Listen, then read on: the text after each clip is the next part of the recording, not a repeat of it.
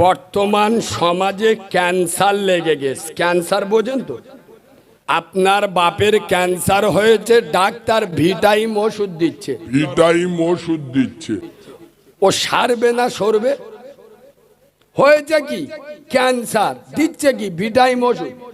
আজ বর্তমান মুসলিম সমাজে মদ, সুদ, জেনা, ব্যভিচারী, বেনামাজি, বেরোজগার, বাপের ধরে কেলাচ্ছে, মায়ের গায়ে হাত তুলছে, বন্দর লোদ, গ্রুপ লোদ, জেনা, ব্যভিচারী, সমাজে ক্যান্সার ভরে গেছে। আর আমাদের মৌলবীরা এসে ইব্রাহিম নবীর ওয়াজ করতে, মুসা নবীর ওয়াজ চালাচ্ছে, বাইজিদ বোস্তামির ওয়াজ করতে।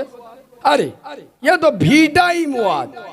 হয়েছে তো ক্যান্সার, ক্যান্সারের ওষুধ তো বললে মুসলমানদের রাগ হয়।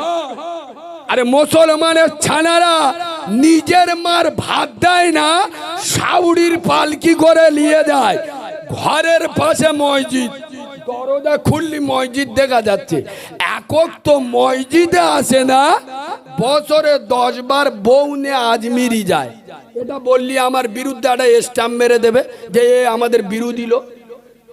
তা কি দিয়ে বোঝাবো, কোন ভাষায় বলবো? আয় আপা, এটা নবীর মেম্বার, মসজিদে কোরআন আছে, নিয়ে আসেন। আল্লাহ কোরআনে বললেন 30 পারায় সূরা ফিলে, ফালইয়াবুদু রব্ব হাযাল বাইত। হে বিশ্বনাথপুরের মুসলমানের ছেলেরাও, হে বিশ্বনাথপুরের যুবক জনেরও, হে বিশ্বনাথপুরের তরুণ নবীনেরও, হে বিশ্বনাথপুরের বয়স্ক বাবাজিরা, কান খুলে শুনে নাও। আমার আল্লাহ ডাক দিলেন, ফালইয়াবুদু রব্ব হাযাল বাইত।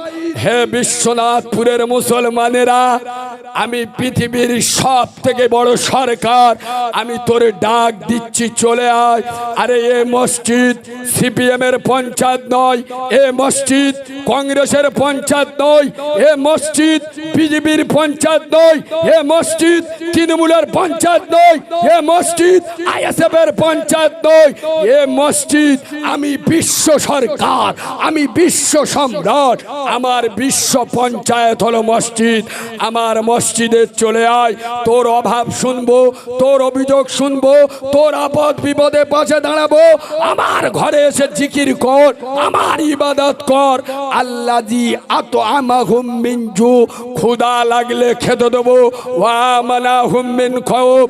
কেউ মারতে এলে, কেউ তোদেরকে শাসাতে এলে, আমি আল্লাহ দেখে নেব। যেখানে আল্লাহ বলছে আমার মসজিদে চলে আয়, ক্ষুধা লাগলে খেতে দেব, কেউ মারতে এলে দেখে নেব। কিন্তু মুসলমান সব জায়গায় যাবে, মসজিদে এই দেখো কে বলে যাবে, সপ্তাহে একবার যায়। আল্লাহর খাতায় নামটা লিখতে হবে, মুসলমান তো বুঝতে পারছেন না।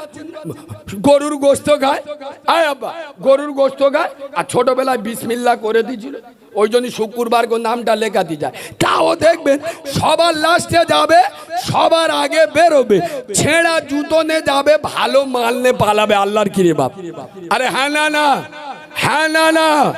আরে মুসলমানের কাছে যদি নামাজ থাকে, এ সিজদার কি দাম, এ সিজদার কি মর্যাদা। আরে যে সিজদার বলে আল্লাহর নবী মুসা আলাইহিস সালাতু ওয়াস সালাম ফেরাউনের মতো বেঈমানের চোখে ধুলো দিয়ে নীল দরিয়ায় 12টা রাস্তা করে নিয়েছিল। যে সিজদার বলে আল্লাহর নবী ইব্রাহিম খলিলুল্লাহ নমরুদের মতো বেঈমানের চোখ বুলু করে দিয়েছিল। যে সিজদার বলে আল্লাহর নবী নূহ আলাইহিস সালাতু ওয়াস সালাম কিস্তি তৈরি করেছিল। যে সিজদার বলে আল্লাহর নবী ইউনূস আলাইহিস সালাতু ওয়াস সালাম আপনার মাছের পেট থেকে একদিন দুদিন নয় 41 দিন পরে মুক্তি পেয়েছিল। কিন্তু আজ মুসলমানের ছেলেরা সব জায়গায় যাবে, আল্লাহর ঘরে মসজিদে। এই শোনেন, হ্যাঁ মসজিদে যাবো কখন?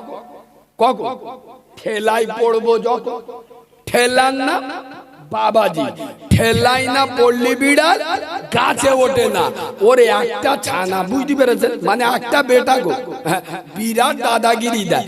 বেটাটা অ্যাক্সিডেন্টে পটল তুলেছে, এ মাল আল্লাহর ওলি সেজে মসজিদে ঢুকেছে। রব্বানা জালামনা, জিবরাইল এসে বলে শালা তুই জ্বলবি, আমরা জ্বলবো, তুই জ্বলবি।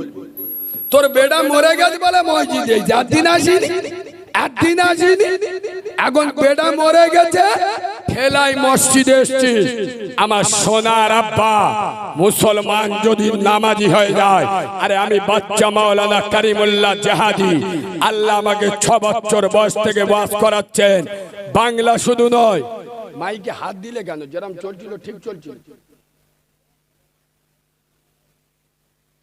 একবার দরুদ শরীফ আল্লাহ। এ বাবু আওয়াজটা চেপে গেছে।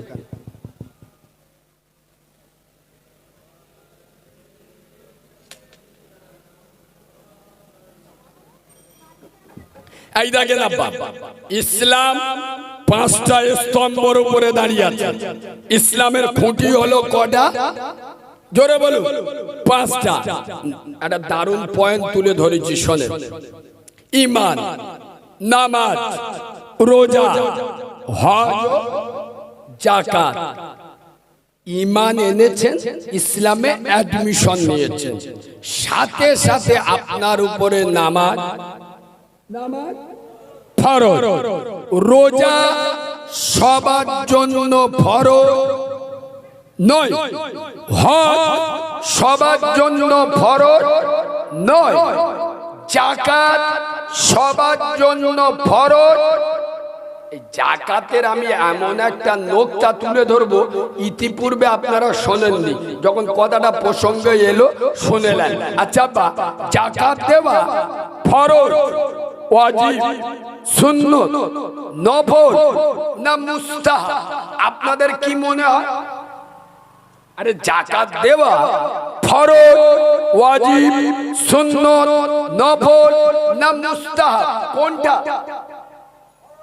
70 বছর কি ওয়াজ শুনতেছ খালি দেখো, কারণ এদিক তো ওয়াজ হয় না, আওয়াজ হয়, রোগের ওষুধ হয় না, চুমো খাওয়া ওয়াজ হয়। বাবারা বাবারা, ও মুসলমানের ছেলেরা, ও যুবকেরা, জওয়ানেরা, এ জলসায় যারা এসে যাবে, এ মজমায় যারা বসে যাবে, আল্লাহ তাদের জীবনের গুনাহ মাফ করে দেবে।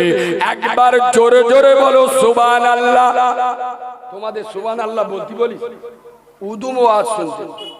আরে এখন এরম ওয়াজ হয় না, হয় না? আর কথা বলুন না, হয় না, হয় না?